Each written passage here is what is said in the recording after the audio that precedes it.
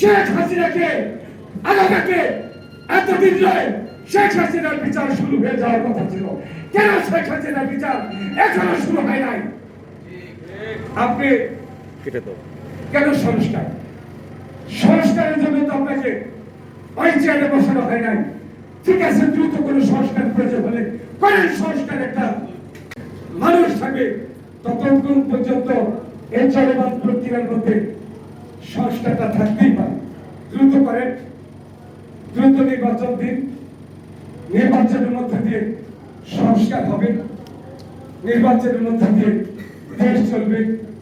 আপনার এত কর্ম করার সময় আপনার নাই, এজন্য নয় তত্ত্বাবধায়ক সরকার বলি আর এটা হলো অন্তর্বর্তী সরকার বলি, একটা সাময়িক সময়ের ভিতরে এখানে এসেছে।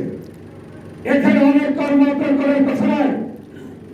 আপনার ওই শিল্পী বলেন, আপনার বিদেশ সাথে চুক্তি করার কথা বলেন, এ সময় আপনাকে দেওয়া হয় নাই। আপনার শুধুমাত্র একটি নিরপেক্ষ নির্বাচনের জন্য লক্ষ হাজার হাজার মানুষ খুন হয়েছে, নিরপেক্ষ নির্বাচনের জন্য এত মামলা হামলা হয়েছে। আজকে সেই কাজটি দ্রুত আপনার করা প্রয়োজন। দ্রুত জনগণের হাতে ক্ষমতা দিয়ে দেশের স্বাধীনতা সার্বভৌমত্বকে রক্ষা করেন।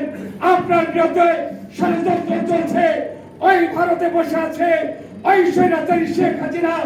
আজকে শেখ হাসিনার মধ্য দিয়ে এই বাংলাদেশে আবার অনেক অঘটন ঘটাতে পারে, অনেক অপকর্ম করতে পারে, অনেক ষড়যন্ত্র হচ্ছে।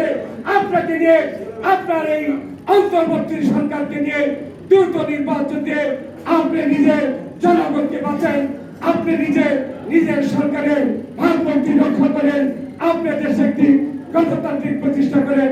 আপনাদের সবাইকে ধন্যবাদ। আসসালামু আলাইকুম।